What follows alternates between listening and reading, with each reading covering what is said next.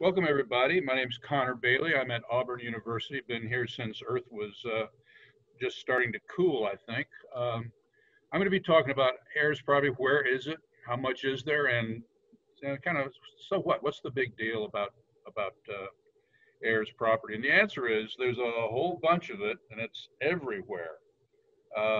So with that, I'm done. No, Robert, take us to the next slide, please. So this is a map of what is called the demographically defined black belt of America. You'll see that a high proportion of African Americans live in that strip right across the center of Alabama and along the Mississippi River Delta and elsewhere as well. And then other places that are the lighter blue, 25% or more of the population are African American. And thank you for being that cursor mover, Robert. Keeping in mind that nationally the African American population is about 13%, a little less, I think. So that light blue color represents essentially double the national average of the African American population. And what's interesting and important to notice about this is not only that a great large portion of the coastal plains starting up in Virginia and coming down through the Carolinas, then Georgia, and then heading west. Nope, not yet, thank you. Many of these are rural counties. And so, in fact, even though we have had the Great Migration starting in the 1920s and running through the 1970s, still the majority of African Americans living in rural America live here in this region called the Black Belt. It's an area that's defined not only demographically by the percentage of population who are African American or Black. I'm going to use these terms interchangeably. But it's also a region that is culturally distinct, and it's distinct by its history. I mean, history clearly from the period of enslavement, when enslaved Africans were brought across the Atlantic, bringing with them their own traditions and languages, and then the adjustments they made to the status of enslavement and working on plantations and elsewhere in the economy in the pre-Civil War period. But we also have this period of time when that after emancipation, where African Americans remained living in rural areas for generations after emancipation. Certainly some people moved to the west and to the north even before the Great Migration, or moved to cities and towns. But still, for at least a couple of generations after emancipation, most African Americans, a very high percentage of the African Americans, continued living in these counties that you see represented on the map.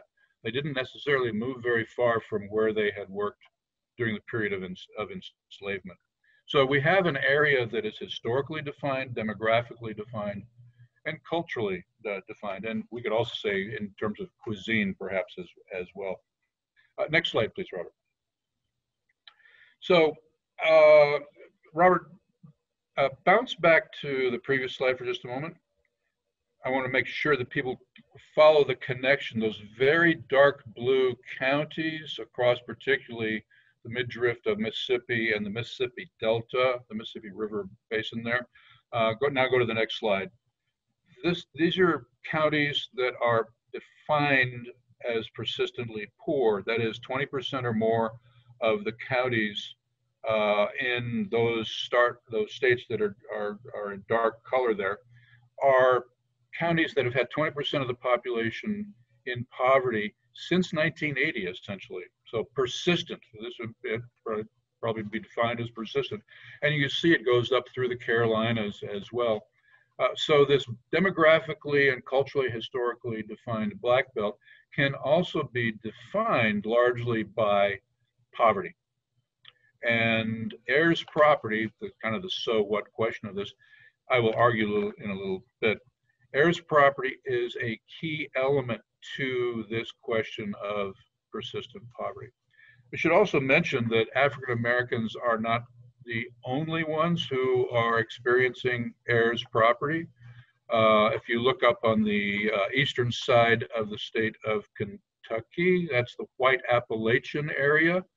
This is a population that historically has been poor and economically and politically marginalized.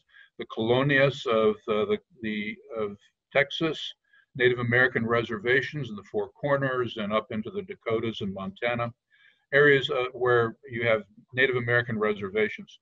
Each of these populations have been politically and economically marginal in our history.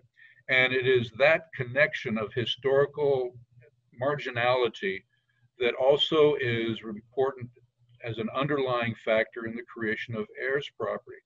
Because, and each of these areas that I've identified, the white Appalachians, the Latin American population, primarily Mexican population, the colonias, the Native Americans, these populations also have shared with the African Americans of the South a lack of access to legal services. And on top of that, I would also add, particularly with regard to the African American population during the Jim Crow era, a lack of access to educational services. And so these two things combined led to the emergence, next slide please, of heirs property. And so why did heirs property happen? Well, because the original owners of the land, who may have started obtaining land soon after emancipation, and there were many stories by W.E.B. Du Bois and Arthur Raper and others who talk about the struggle that people went through. There's a rich history of this, of buying land, being able to obtain land and then passing it on to the next generation. Heroic struggles, very, you had to find a white landowner who was willing to sell you the land in the first place, but you also had to collect enough funds and resources to make that purchase possible. So people were able to buy land, and as Kara said, by 1910 we had 16 million acres of farmland in the hands of Black farmers, and this happened through a great struggle. It was an amazing, hugely uplifting, encouraging sign of what a population was able to do, and unfortunately, one of the things that happened was because of the lack of access to legal services and because educational opportunities were consciously limited for the Black population, marginal literacy characterized many rural African Americans. I don't mean unintelligent, I mean simply lacking the opportunity to become more than marginally literate. Well, how are you going to read a will if you're marginally literate? How are you going to have a will written for you if there are no lawyers that look like you, if there are no lawyers that you trust? The white courthouse gang was a real phenomenon, and there was a long history of distrust, well predating the Black Lives Matter movement of contemporary days. Distrust of the legal system, of the sheriffs, of the police, and particularly of the courts. And so African Americans didn't write wills. They let the land pass from one generation to another, as Robert had described earlier, simply through the process of the heirs obtaining the land after the original owner died. So what we have today is a very common phenomenon called heirs property, the subject of our workshop today.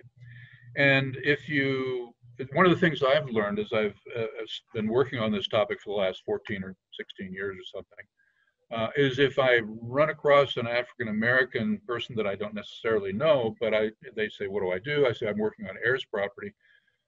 Either they're going to immediately recognize, oh, I know this, or I'm involved in this, or if they don't understand the term heirs property, if I explain just a little bit about what it represents, that a whole family owns a piece of undivided property, they're going to immediately know what I mean. Almost every time I run across an African American in the South that they're going to understand what I'm talking about. They may not have personal experience, but they're going to have friends, neighbors who have that heirs property experience. It's extremely common. With several colleagues, I did a study a couple of years ago where, looking only at the rural Black Belt counties of the South, of the Black Belt South, I came up with an estimate that there was 1.6 million acres of farm and forest land held as heirs property, and that was worth about 6.6, almost $7 billion worth of property. So millions of acres and billions of dollars. And this was a huge underestimate because, next slide, please, Robert. I did not look at any urban areas, only looked at rural counties. So this is a map showing Athens, Clarke County in Georgia. That's where the University of Georgia is located. It's a metropolitan county. And the red dots are showing where the likelihood is of heirs property. So heirs property is very common, even in urban areas. I'm sitting on the campus of Auburn University, and within 2 miles of where I'm sitting, there's heirs property. I was on the budget advisory committee for the university, and we were trying to purchase I learned that the university was trying to purchase some land right on the edge of campus for some additional expansion. And they finally threw up their hands and gave up because it was heirs property. They just, they couldn't get the heirs to agree to anything, as we will see later.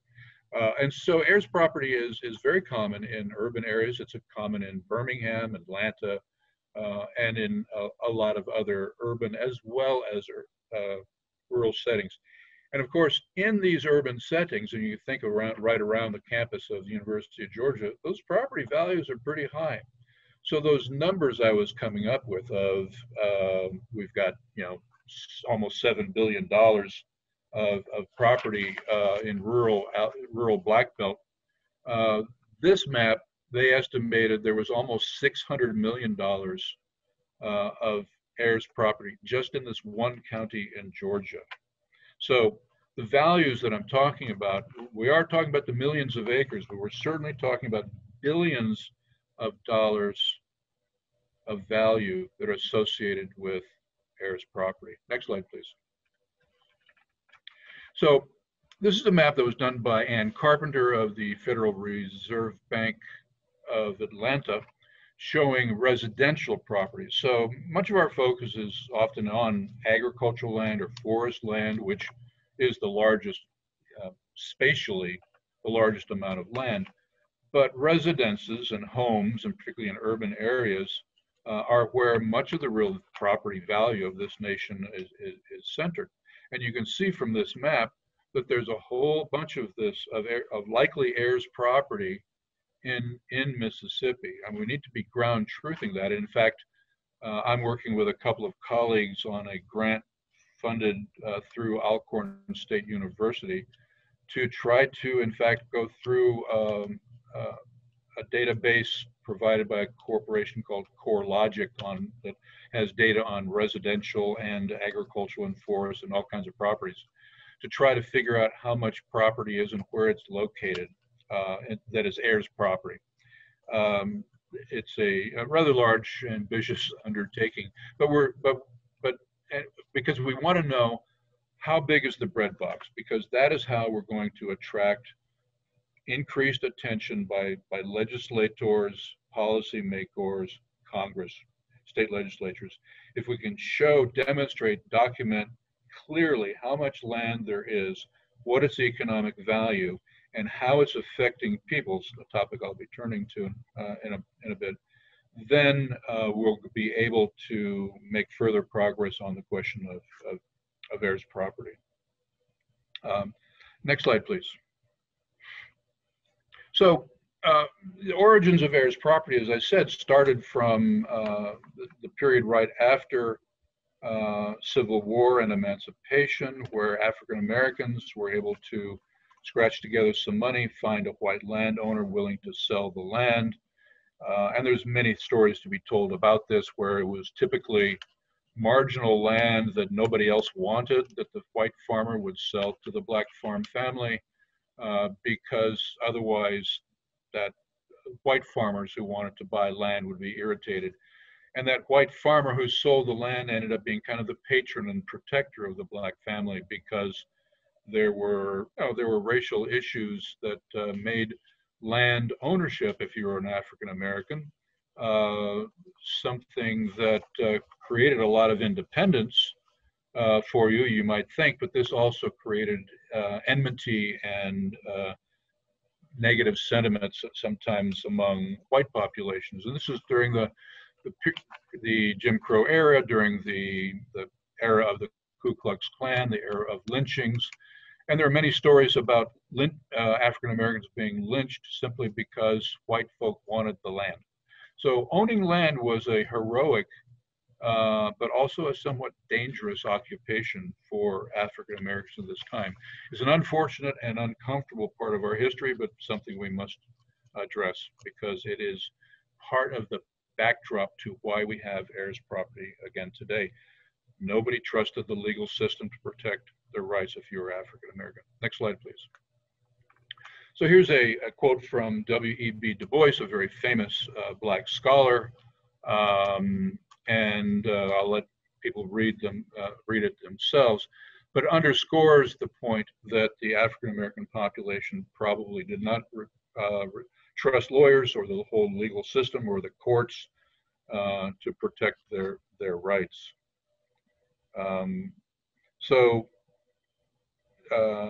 What we have is, as I mentioned earlier, in many cases, most African Americans at the time that this was written, at the turn of this last century, were still living in rural areas. We're still farming. Maybe they were sharecroppers, maybe they were tenant farmers, maybe they were fortunate enough to be property owners themselves. But this was a time when African Americans, the large majority of African Americans in the whole country, were still living in the rural South. Next slide, please. So this is a little break from the chronology, but I just want to show something from the American Bar Association. And the argument that they were made in their most recent profile of the legal profession was that rural America, and I've only shown here a set of southern states, but the pattern follows in all states, Midwest and Pacific Northwest and all, is that rural areas are very underserved when it comes to lawyers. Some people might think that's a good thing, but it's actually not. If you don't have a lawyer living near you, if you need to travel 50, 60, 80 miles or more to find a lawyer to represent your interest, that's a challenge. You're not going to be writing wills. So many people in rural areas, white and black alike, even yet today, this is data for the year 2020. You can see that rural America and the rural South here have very few lawyers, and that's a problem. And when it comes to African American lawyers, 5% of all lawyers in the United States are black, only 5%. And most of them, according to the ABA, work for various units of the government, federal, state, or local, or corporations. So those dots that are out there in those rural areas, those are not necessarily, and very few of them are, black lawyers. So the issue of access to legal services that a black landowner in rural South can trust is still an issue today. Next slide, please. So you can see I spent a lot of money on artwork here. This is, this is a family tree, and maybe some of you have written family trees or developed family trees. But what I want to do is show you something about the complexity of heirs property. So here's a family tree, and up the top, there's a male and a female. Lines, horizontal, across lines, slant lines are showing that person as deceased. So the original owners of deceased, and they had 1, 2, 3, 4, 5 kids. And each of them received 20% of the undivided share of the land. And then to simplify what I did is I suggested, okay, well, not everybody married, not everybody had kids, but if you look over on the left-hand side, one of the daughters had 5 kids. I mean, I'm keeping the math simple here. That daughter died, and so that daughter's children, who were the great grandchildren of the original owners, each inherited 1% of the original parcel of land. But up at the near the top, the daughter who's still alive retains 20% ownership. And then there's a son over toward the right-hand side who had only one child, so that 20% went down to that daughter, who then died. That daughter had 2 kids, so they each got 10%. And then over on the right, you've got another son who had 4 kids, and you end up with 6.77%. But anyway, you have here over the product of 4 generations with 3 generations living, someone holding 20%, others owning 1%, others owning 10%, and others owning 7%. These are all the shaded in yellow colors. These are the owners as of today of that original land. So if it's 100 acres, that's whatever it is, but that's the share that they own. And so you can imagine that there's been some maybe movement physically of people across different state lines, maybe moving north, maybe moving west, maybe moving to regional big cities. And maybe the woman who owns 20% is living on the family property and wants to keep doing so. Maybe some of the other heirs are interested in selling their share of the property, whatever might happen. But you've got 3 generations of people here owning different shares, and they may have different outlooks on life, different needs in their at this point in their life, where the older woman with a 20% share just wants to live her life out on the family property. Maybe some of these younger people are just starting their professional careers and starting families, and they don't have a connection to the land, so they're looking for something, for some share of that inherited wealth. So you've got different attitudes and opinions about that land. And this is a very simplified family tree of 4 generations, just showing 16 heirs. But if you had imagined that, I'm only showing 10 grandchildren, but if each of the children of the original 6 children had 6 children, then you would have ended up with 30 grandchildren and 180 great-grandchildren. So this could have very, very quickly in 4 generations ended up to be a far more complex family tree and calculation about what we as a family unit, a group of heirs on it with a given piece of property, might want to do. Next slide, please. Hope you appreciated my hard work. Okay, so I say the pleasures and problems of heirs property. There are 3 points I want to make, and the first one is not often fully appreciated or articulated. I want to make sure I do that. That is, heirs property is ancestral land in a family sanctuary. So I'll come back to that in a moment. And the other is that there are vulnerabilities associated with owning heirs property, and the video we saw gives us some sense of what those vulnerabilities might be. And the third point is, and this is to me the most important in many ways, broadly for most of heirs property, for most of the South anyway, is that heirs property limits the ability of heirs owners to generate income and wealth that can be transmitted across generations. Next slide, please. So if you're living in the South and you're running up and down the rural county roads, you're probably going to see little enclaves that look like this. You've got 8 or 10 or a dozen mobile homes, some in various stages of repair and disrepair. And they're all sort of piled up higgledy-piggledy one upon another. Dollars to donuts, that's heirs property. And what you have here, I'm thinking, and I know in this particular case it's true, uh, this is a family unit. They all own a piece of property, undivided share, maybe differing shares, as I showed in that family tree. But everybody's got a right to be there. It's a sanctuary. People have, maybe some people have gone north, worked in the auto industry in Detroit, and they've moved back south and retired. And they come back to the family land. They've got family around them.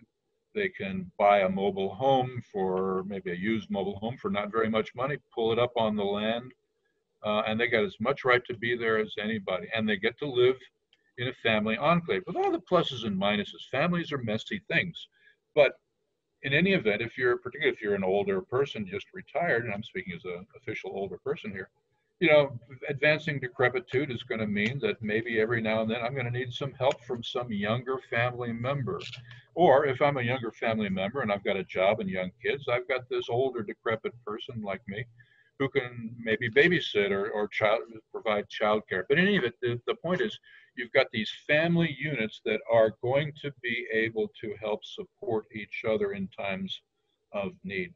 That's what I mean by sanctuary. Heirs property can be a wonderful thing. Most of our efforts, most of our discussions about heirs property is we want to clear title and make things better for people.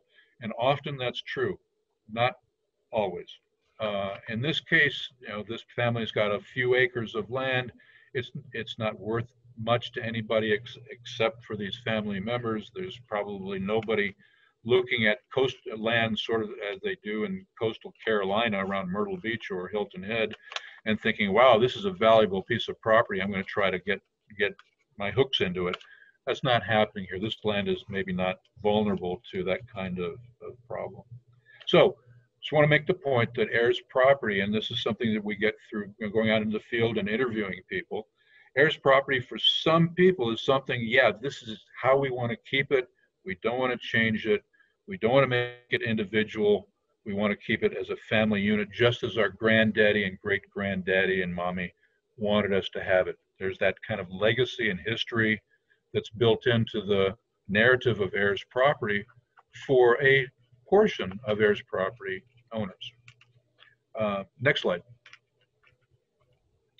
On the other hand, you've got some problems where land is lost. There are people who claim, and I think it's probably true, that a substantial portion of the land lost, that 16 million acres that Kara was talking about earlier, was heirs property that was lost either through tax sales and partition actions, which I will get to in a moment. So who doesn't pay the property taxes? I mean, come on, how hard is that? Well, let me tell you, it is hard if it's heirs property, because if you've got a whole bunch of heirs who have differing shares of the land, 21, 7, 10%, who's going to pay the property taxes and who pays what percentage of it? How are you going to coordinate differing, nickels and dimes, dollars and more from heirs who live in different places and make sure that all the money is collected on time and paid to the county tax assessor? That's typically not, in fact, how it happens. It's usually somebody or some subset of heirs living on or near the property who take it upon themselves to just pay the property tax. And sometimes they think they have extra rights over the land, and legally that's probably not true. I'm not a lawyer, so I won't go into that direction. But usually there's somebody who's just takes it upon themselves, or a small group of people collect the dollars that's necessary, and you go to pay your property taxes, okay? And then that person dies. That happens, right?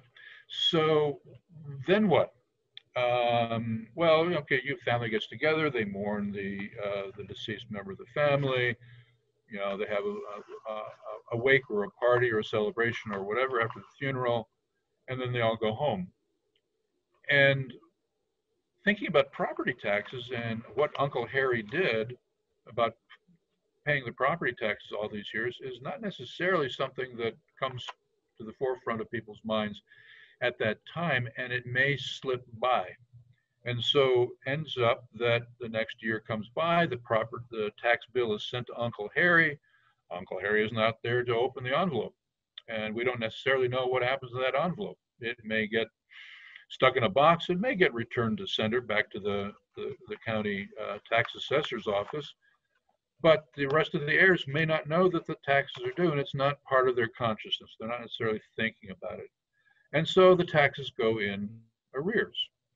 Well, if they go in arrears, you can pay in arrears. But what happens in many counties, and those of you working with the extension system are going to know exactly what I'm talking about.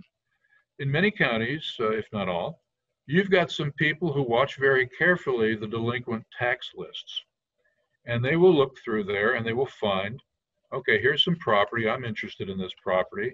I'm going to go pay the taxes on this property. And I'm going to get a tax lien on this property.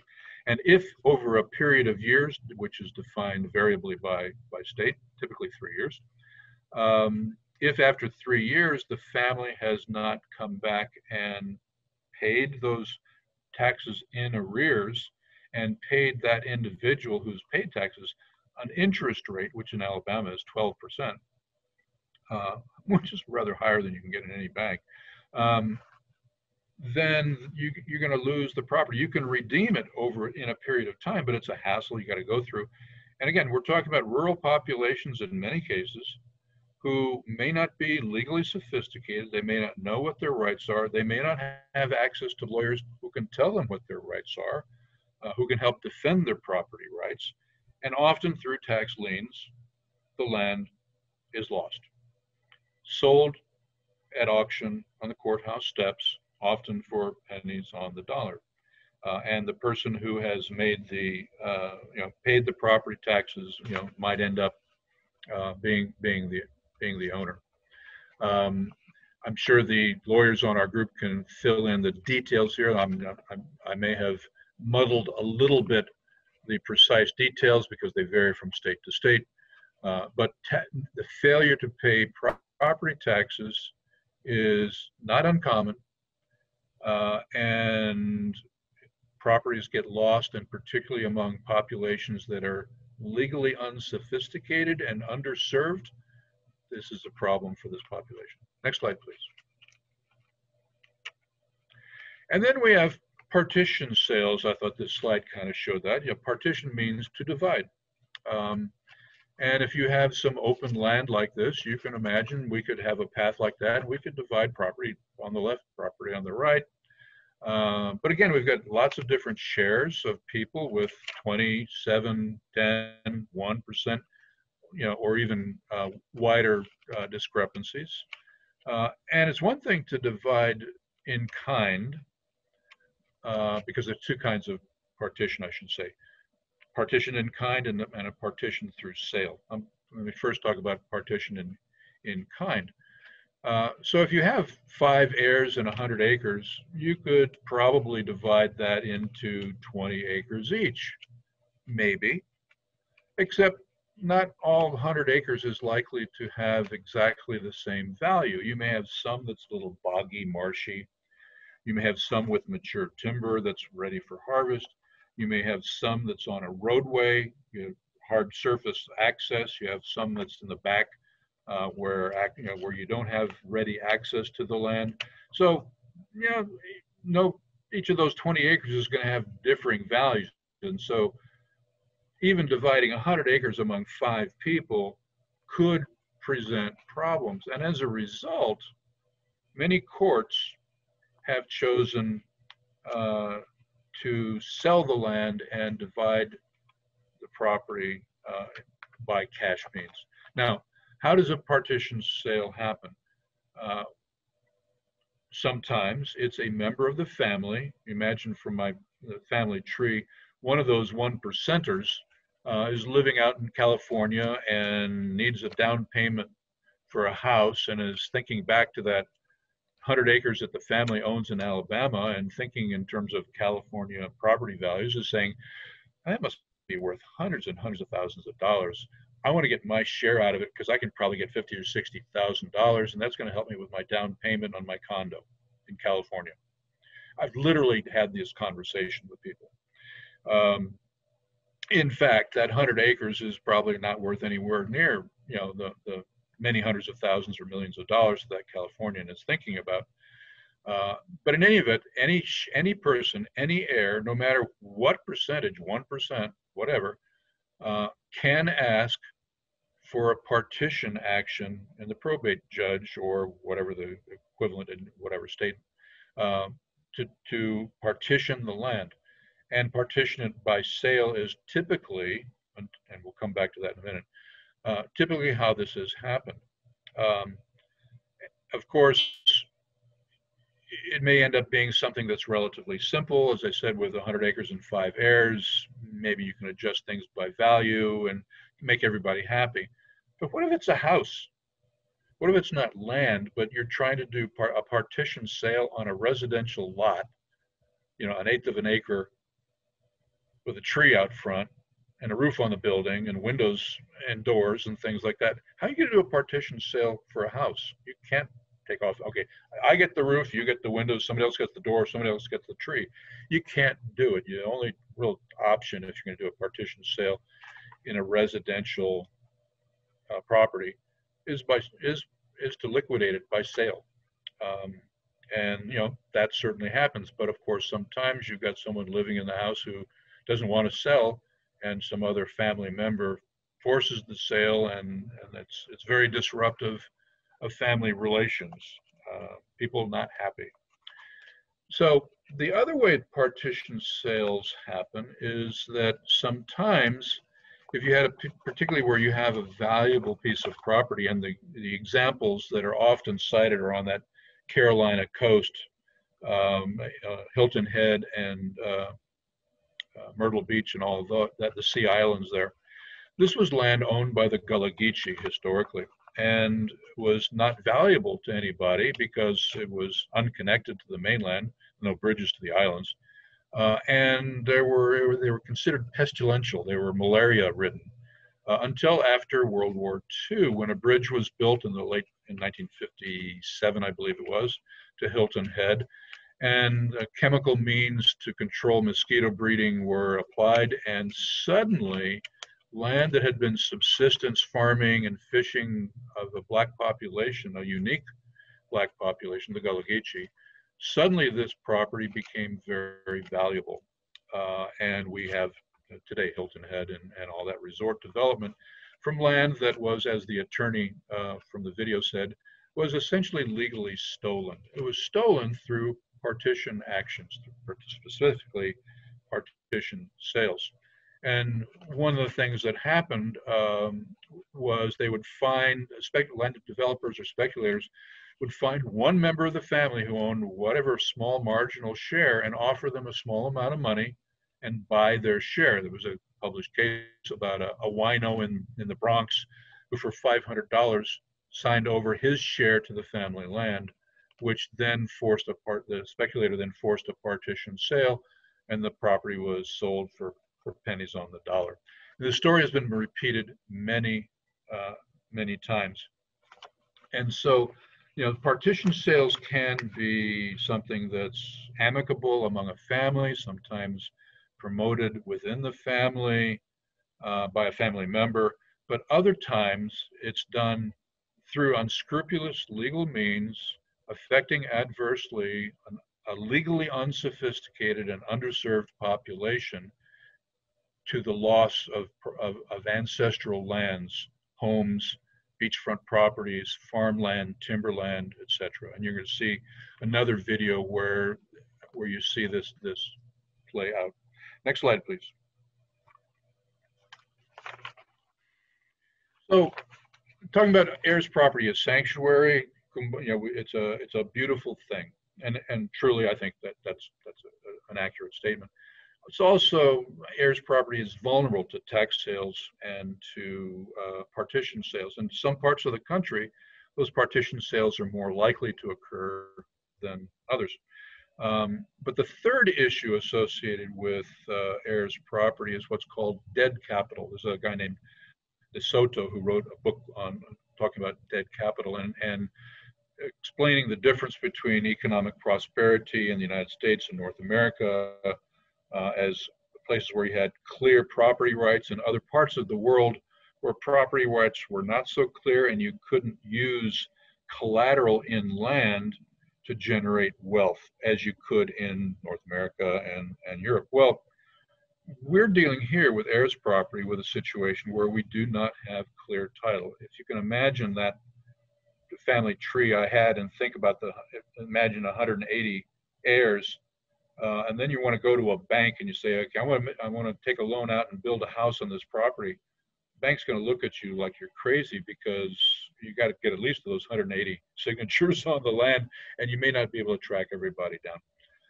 Heirs property is clouded title. It's the absence of clear title or merchantable title. The title to that land is difficult. As I mentioned earlier, 2 miles from where I'm sitting, there's some heirs property that the university couldn't buy because it was just, the ownership was just clouded. It was murky. We didn't even know who to talk to in order to initiate a purchase deal. So that land in heirs property, the millions of acres worth billions of dollars, is essentially has very limited collateral value, and you have very limited opportunities to improve the productivity of the land or improve the quality of the housing that's heirs property. Why is that? Well, again, go back to that family tree that I developed. That the older woman who's living in the house, she's got 20% of that house. And you've got a bunch of other people who own shares in that property. Well, the house over time is deteriorating, and so needs a new roof. Well, new roofs cost money. Now, maybe not a huge amount of money, but might be $20,000, and maybe this older woman doesn't have $20,000, and so other heirs need to chip in. Well, maybe not everybody wants to put a roof over that house. Because they've moved on, they don't have the connection to the property. Maybe somebody also feels that if we fix up that house, maybe do more than just a roof, but new windows and whatever else, the property is going to suddenly become valuable. And then somebody's going to force a partition sale, either an outside unscrupulous developer or some member of the family living out in California who's got their own needs and may ask for a partition sale. So understanding that the change may happen to the ownership of that land, who's going to invest $20,000 or more into fixing up that house? And as a result, the houses that are in heirs property tend to decline and deteriorate over time. If you don't keep houses up, they don't necessarily improve in value. Most houses do improve in value, but many do not, especially if they're not well maintained. And that's what happens often with heirs property homes. So you end up with, instead of an asset that increases in value, increases in the wealth that can be transmitted across generations, you end up with something that is in declining value. And you end up with neighborhoods with urban blight because you've got a property that's declining. And if you drive around towns, small towns and urban big towns, you'll find houses that are sort of caving in on themselves, deteriorating. Well, the people have moved away, clearly. But the reason those properties are being allowed to deteriorate often has to do with heirs property. And it affects the property values in the neighborhood, and it affects the tax receipts of municipalities. You have urban blight kinds of issues. So it's for houses, it's a real problem. But for land also, for say timberland, for example, and we'll talk about this momentarily. If you want to harvest the land, great. What are you going to do then? You're going to re-timber that land. You're going to replant that land with, say pine, which down in the south would be very common. But it's going to cost you $200 an acre to plant loblolly pine on your land, and if you've got 100 acres or 200 acres, then you're talking about a whole bunch of money, with the return coming in only 18, 20, 25 years later, depending on if you're doing pulp and paper or you're doing saw timber or whatever, and productivity of your land, and et cetera, various. But anyways, it's going to be the next generation that's going to get that land. So why is someone my age, in my 70s, going to want to help replant land unless it's out of the goodness of my heart, uh, that I'm never going to see the benefit from? And is also insecure title, the vulnerabilities associated with tax sales and partition sales. And so people tend not to make those kinds of investments. And so the land is left fallow or relatively unproductive. And the same thing, of course, with agricultural land.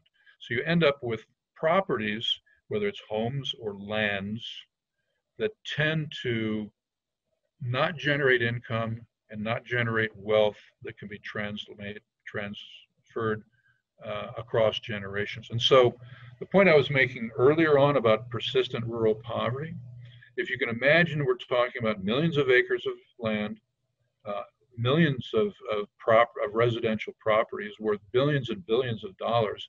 And this is what's happening to them. The houses tend to deteriorate. The properties, the land, the timberland and the agricultural land tend not to be utilized to their maximum potential. Then you see one of the underlying causes, not the only, but one of the underlying and underappreciated reasons why persistent poverty exists in the South, and particularly in the Black Belt South. So this is, to me, the broadest issue associated with heirs properties, this dead capital, the fact that we're unable to use capital, which is defined as a resource that can be utilized to generate other resources, to improve the economic status of heirs property families. You can't borrow money on it to start a business, to send your kid to college, or to do anything else. So next slide, Robert. All right. So here we're going to do a little role play exercise with my esteemed panel here. So everybody needs to get your mutes off, please. So here's the situation. It's a family tree, somewhat like you saw earlier. So Fred and Wilma are the original owners. And if anybody recognizes the Flintstones, you're old like me. And so Fred and Wilma have passed on. They had 4 kids. Fred Jr. also has passed on. Daughter Sarah has also passed on, leaving Uncle Robert and Uncle Connor. Each of us have got 3 kids. But Fred Jr. had 2 kids, and that's Lorette and Savi. And so, they're heirs owners, as well as Robert and myself. And then the daughter Sarah had a son, only one son, again, simplifying matters greatly here. And so now we have, Sarah's one son was named William, who also died, but Kara was the daughter of William. So she also has a share. Now, Robert's 3 kids and my 3 kids don't have shares yet because we're still above ground. So that's the situation now of the family. Now the situation we're going to talk about is we've got 200 acres we've inherited from Fred and Wilma, 200 acres of timberland that a logger has come and said he's willing to purchase from us and cut, and we'll make a whole bunch of money.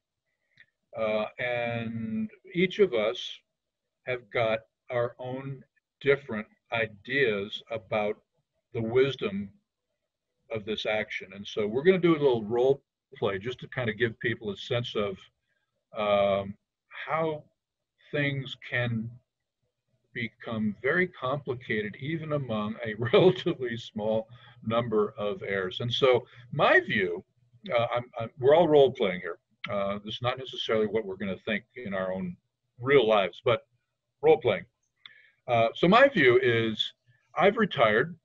I live about 100 miles away from the land, and I enjoy the land and all, but I've got other interests of things I want to do with the money. So I'm very much in favor of cutting down the trees. So we're going to have a little dialogue with the family. Folks, I think selling this land, selling the trees is a really great thing. But I don't want to spend all the money of $40,000 to replant the trees, because that's money that comes out of our pockets now, and I'm never going to benefit from that. I've got things I want to do with that money. And so what I want to do is harvest it in such a way that we leave what's called seed trees behind, that will allow for a gradual natural replenishment of the land. But it'll take some time, it'll take a longer period of time compared to active replanting. But in the longer scheme of things, maybe instead of 20 years, it'll be 35 years. We'll still have a good stand of trees to be harvested again in the future. But I don't want to use, given my status, I don't want to use that money to go ahead and replant. I just want to cut the trees and get the money. Thank you very much. Well, yabba dabba do, Connor. You're a nice old guy. You're all retired, sitting in Atlanta, drinking your pina coladas, maybe planning that next vacation. Good luck with bourbon. Good luck with that with your COVID. Whereas I live right next door to this property. And I need to have that land for hunting and fishing and camping and relaxing and avoiding all my ugly cousins. So I say, leave it alone. You don't want to cut it? No. We're going to make hundreds of thousands of dollars, Robert. Where are we going to spend it? We're all locked down. I'm going to go hunt and fish. Well, I think that we should cut it. I agree with Uncle Connor, but I think that we should make sure that we put loblolly pine on there, because it's going to make a shorter return, and then it's going to be something that me and my cousins, Connor's 3 kids, Robert's 3 kids, we could all use in our generation. No, I'm not really sure what I want, but what I want is to have my piece of the land, build my house. Now, I love the trees, but I don't care whether they're cut or not. But you know, I remember once in my education at Tuskegee University, they had us read a narrative about a Black woman who went back, left slavery successfully, and went back because she couldn't live without her beloved woodlands. So I've kept that. I've kept that close to me. So, but I can go either way. At the end of the day, I want a partition in kind so I can have my piece of land and build my house when I'm just tired of the hustle that I'm doing. I don't care about many things. I just want a piece of the land so I could build my house. Well, there's a nice piece of sandbar where you can build your damn house. I'm keeping the forest land for my hunting. Leave my hunting alone. Well, Sabi, I don't think you want somebody shooting guns all around your house there now, no, do you? I don't. And I keep thinking about all that pollution from all that tailing. I don't want that. No, no. And the ancestors, they'll never go to sleep. Mm-hmm. But the ancestors might be happy that we're using this land to get some money. And so that way we're building some generational wealth off the land that they left us. I mean, what do you want these trees to die of old age? I mean, that's a waste. Tell you what, we'll bury you under one of those trees.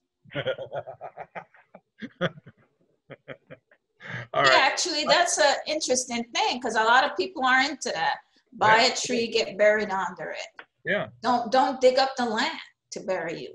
Just throw you in a hole. Buy the tree.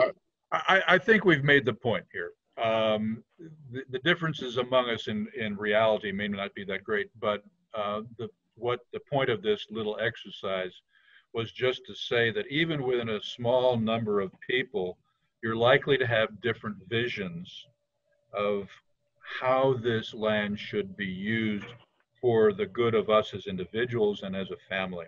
And so managing heirs property, imagine you've got 60, 80, 100, 200 heirs living in different states, representing 3 different generations who have very different needs because of where they are in their life course.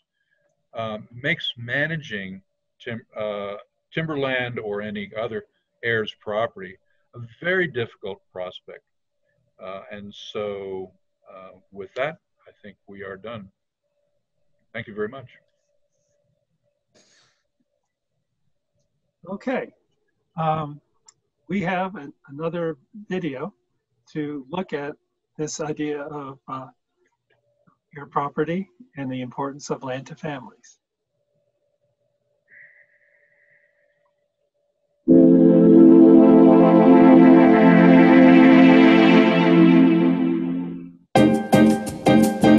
There are a lot of great $600,000, $1 million, $2 million homes. Your biggest decision is, do I want to go to the beach or the pool, and what am I going to grill for dinner? South Carolina, Hilton Head, what's going on there? People with families, everybody loves Hilton Head. One of the best ways for an American family to create intergenerational wealth is to own some land. It's in high demand and they don't make it anymore. I'm standing on the beach of the beautiful island of Hilton Head, South Carolina, where after the Civil War, black people owned most of this. But over the decades, the land was lost. And to this day, we got black folks that are still fighting to keep their little piece of the American dream. By 1910, African Americans owned around 16 million acres of land, much of it acquired through purchases and homesteading. But after years of violence, intimidation, and legal trickery, most of it was taken. Texas A&M law professor Thomas Mitchell has been tracking that loss for 2 decades. Historically, if we're talking about African Americans, despite this incredible acquisition of land after the Civil War, most of that property was not considered prime real estate. For example, Hilton Head, South Carolina. Until 1950, Hilton Head was remote. There wasn't a bridge from the South Carolina mainland out to Hilton Head Island, and the island was owned by majority African Americans. Right. What does South Carolina do? They build a bridge. Real estate developers realize, oh, there's a great economic opportunity, and they have divisions of what has become Hilton Head. The indigo, rice, and long staple cotton of the past have given way to the golf, tennis, and swimming of today's leisure society.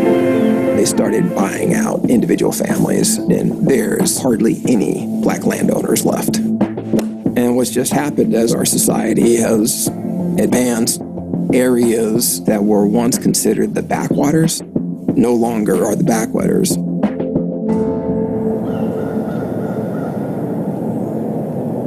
We're on a mission right now to get this tangerine. The vulnerability of black land isn't limited to the coastlines. It's widespread throughout the United States, even in my hometown of Tallahassee.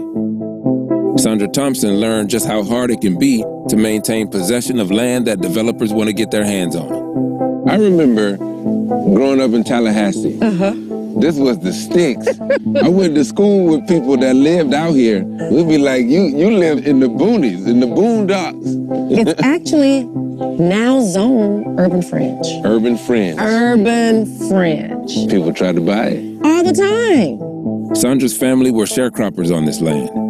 Her grandparents bought it in 1946 using money their son made serving in the military. But their will didn't clearly identify a single person who would inherit and manage the property. When my grandmother passed away, it was left equally to her descendants. So that essentially created heirs property. Heirs property. On the most basic level, what is it? Heirs property is communal type property where your ancestors would have purchased the land, and once they passed away, it transfers to the next generation and their descendants. It's fractional ownership, a property that could be owned by 200 people. Any one of those heirs could sell their percentage. That new owner can go to the court and say, well, we can't agree on how to manage this land. And force the rest of the folk to sell it, even if they don't want to? Yes. And so it was essential for us to move it out of heirs property status. And that process costs from probate to title clearing close to about $10,000. Wait, so you own the land, but then you had to pay $10,000 to own the land again? Exactly. Because of the cost. A lot of families don't clear title to their property. And so then it keeps them in a vulnerable economic risk position. African Americans disproportionately own heirs property that every lawyer who was knowledgeable about this ownership form would tell them, run away. Do not ever own it under this structure. And so you're having a population sitting in this very vulnerable way, and oftentimes in a way that they don't understand how the law operates, sometimes until a lawsuit is filed. But land been in our family for at least 125 years. Started with my great-grandfather. The land is, for me, a lot of memories, part of my roots. I was proud of the name Lewis. We worked to have something. And I guess we'll say we lost it. The Lewis family owned 480 acres of land and a homestead in northern Louisiana. Because the land was heirs' property, several distant family members were able to sell their share of it to a local timber developer named James Tuggle. Tuggle forced the sale of the land that happened last year. My great-great-grandfather raised 13 kids where that house sits. I mean, there are so many heirs tied into the Lewis properties. It'll make your head spin. Taxes were always paid on time. We were under the impression that could no one person from the family just up and sell any part of the property without anyone being notified. Do you all know the relatives that sold their part? I've only seen one once. You in New York, wherever, going on with your life, you don't really know nothing about this little country spot right here. You don't know nothing about this here. As part of the legal process, the forced sale of heirs' property has to be publicly announced. In the Lewis's situation, a local newspaper posted a notice in the weeks leading up to the auction. This is a small town. Okay, this is not like the Washington Post, New York Journal, or whatever, you know. There's no paper out here in the country that's being delivered to the doorstep. You know, ain't no ball riding no bicycle throwing no paper on the front porch down here. So walk in and just do a family like that. I don't understand that. My mama keep the insurance on this house. She keep a roof on this house. She keep these bills paid on this house. You know, my thing is, your house has been here for years. Because of a technicality, you uprooted a family. Shortly after James Tuggle completed the purchase of the Lewis property last year, the sheriff evicted Michael. So this is where your trailer was sitting here. Those are the steps to the front entrance. I called the sheriff. Well, it's his property. He can do with what he wants. The sheriff saying that Tuggle could do what he wants. He can do what he wants. It's his property. I suggest you move the trailer. He says, well, that's all I can tell you. Is there anything I can help you with? I told him no. Michael ended up with a little over $2,800 for his share of the property. He used it to relocate his trailer home to a half-acre lot nearby. Still got to put in a water line. The water line is across the road.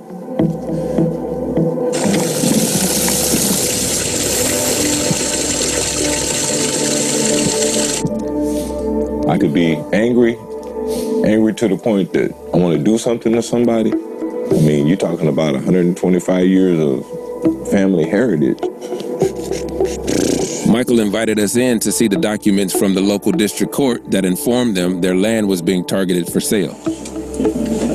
This is a petition that came to us via the sheriff department. This is the very first document that we received. You're hereby cited to comply with the demand contained in the petition, which office is in the town of Homer and said parish state. You have 15 days after thrown at somebody that really can't understand some of the lingo, so to speak. And we get up to the office to find out exactly what it is that they're trying to say.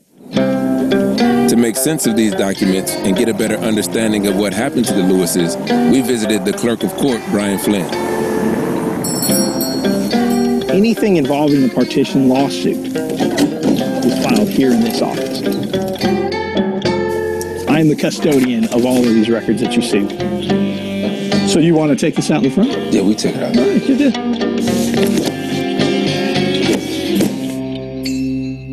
When it comes to developers, what's the mechanism that they use to track down family members? Okay, they'll come into this office, and then generally you know the piece of property that you're looking for.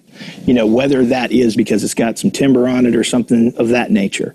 Then what you do is you can look at the tax assessor's office, and the tax assessor's office will give you just a visual plat, a hand-drawn plat of how the property went from one person to the next person to the next person, and that's how they'll initially find out who owns the property. So what happened with the Lewises? The Lewises are a family that is spread out across the United States. So James Terry Tuggle buys into that property. Now, he didn't just buy a sliver of that property. He ended up buying somewhere in the neighborhood of 20%. Understood. Once he owns that, he can force the entire thing to be sold. And that's what he did. Which he did. I smell it. Over the course of a decade, Tuggle, a timber developer in town, bought the shares of more than 20 people connected to the Lewis property, most of them from out of state. He declined our request for an interview and didn't respond to our written questions. So the sale happens at the sheriff's office, where it is publicly open for bid, and it's sold for $555,000. At a bargain of a price, right? Well, I mean, I don't know, $550,000. For 500 acres? Oh, I've seen 17 acres of land sold for $1,800. And believe me, that, that's disturbing. The sale he's talking about was made in 2001 to a real estate investor named James Steele, who advertises his ability to force the sale of heirs' property. We caught up with him at a sheriff's auction nearby. All right, suit number 41821, Trig Investments, LLC versus Maurice Hunter et al. The minimum acceptable bid is $2,294.25. The floor is now open for bids. Do I hear a bid? Okay, $2,294.25 is sold. Just put your name right there. Morning, Jim. Morning. How you doing? Fine. What just happened today here? Well, I bought an interest in a piece of land, an undivided interest, when it's inherited and there's a lot of heirs. Mm-hmm. I owned 24 acres out of the 52. Before today you did? Yes. And now you came and purchased the rest. How much have you paid in total for 52 acres? I would have to add that up because don't get me wrong, I do a lot of these and I can't keep them all in my head. Mm-hmm. How does heirs property fit into your overall business model? To be truthful with it, it's probably 90% of my business model. Even going back to the Civil War, we're doing something that the people in Civil War had it. I mean, they were slaves, and they had it. And I've had other landowners come to me and say, well, would you file a lawsuit for me and do this? Because I don't want to be the bad guy. You be the bad guy because you already been the bad guy. You do this all the time. So I'll be the bad guy. You recognize that what you're doing is perceived. You look at me as evil. No, I don't know. No, I'm saying no. No, I don't. No. What I'm saying is to the family member that wants to sell, you're bringing the bank, you're bringing the money. To the family member that doesn't want to sell, you're evil. Probably in their eyes. Yeah. And some people are sincere about not wanting to sell. They mean it. Most don't. Most say that, but they don't mean it. They just want instant gratification and money now. But there are some that don't want to sell, and it's usually the ones that live on the property that are getting free rent, free everything. It's their land. That's not free rent. Well, they only own a minuscule portion of it. I've heard it thousands of times. You can't make me sell my land. And then I respond back. I say, yes, I can. But it's my land. Well, it used to be. Jim, that ain't The bottom line is what you have is these families who many times owned property for generations, including families who acquired ownership right after the end of the Civil War. Their property rights are instantaneously extinguished, and then they are stripped of a significant amount of their overall wealth, not just their real estate wealth, because African Americans disproportionately who have assets, it's represented in land and homes. So their single greatest asset now has been sold at a fire sale, and they're getting pennies on the dollar. The way that this system is set up, it seems like it disproportionately affects African Americans who, through legal trickery and threats of violence and lynching and whatnot, land has been taken from them. Well, you see what I'm saying? I hadn't lynched anybody lately, so but and people like me, I'm at least nefarious. I'm an opportunist. I'm a racist. I've been called everything in the world. No, I'm not a racist. I don't go after certain things just because you're black or you're Asian or you what. You're going after the land. So if everybody in the world could sell a piece of land to their brother or their sister or their son, and nobody could build factories, nobody could do anything, it would always be out of commerce and never be able to use. There's no remedy to get it back into commerce. And do you think it's fair? It has to be. It has to be fair. Jim Steele wasn't involved in the forced sale of the Lewis property. James Tuggle, the developer who was, let Greg stay on the land, but his mother decided to leave. This is my mother's house. When she retired, this became her home. Why did she leave here? She left here because she was nervous about whether or not her mama's house was going to be pushed down and whether or not her house was going to be next. She couldn't sleep at night. She just didn't feel safe. Greg's mother, Miss Trudy Stanley, and other members of the Lewis family tried to formalize their ownership when they found out it was being targeted for sale. Mr. Tuggle was years ahead of them in the process and outbid them during last year's auction. Shortly after that, Miss Stanley moved in with her daughter in Washington, D.C. It's painful to realize that I don't have it anymore. It's not right. I didn't sell my part of the property. Only somebody else came, sold their part, so they affect the whole family. We didn't know the law, so we could protect it. So we lost it like that. Every year, we paid the taxes. We didn't just leave it alone to forget it. We took our resources and made sure we got the taxes paid. And everything, that's what we did. Why do you think your grandfather didn't make a will? Well, I don't think back during that day they weren't thinking about making a will.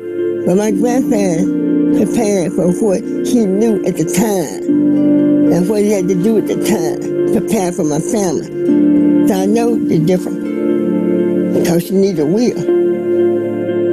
Because there's going to be chaos in their families. How important was the land to you? 420 acres of land. It made a lot. And to lose it, you had no defense, you know what to do, lost it. That was devastating. It still is. It will ever, forever be that way. Because that's the law. Part of the reason we have in the African American community such a high incidence of heirs property is that when African Americans moved from the status of being property themselves to after the Civil War, being able to become landowners, right. Hardly any of these families were able to structure the ownership in a way that would be stable because most African American families had no access to attorneys. And there's studies in various southern states that show that it's somewhere between 10 and 40% of all property African Americans own is heirs property, because a huge percentage of these families don't have wills or estate plans. And what they know is their property transfers to their heirs. There's a huge racial will-making or estate planning gap. Average white family has 10 times the assets of the average black family. Real estate developers or speculators or investors, they know that. And so what they do is they give a lowball price because they know that the family can't even compete against the lowball price. According to United States Forest Service research, there's around $28 billion worth of heirs property in the South. And that's a conservative estimate. Thomas Mitchell drafted legislation designed to help families hold on to theirs. So far, it's passed in 16 states.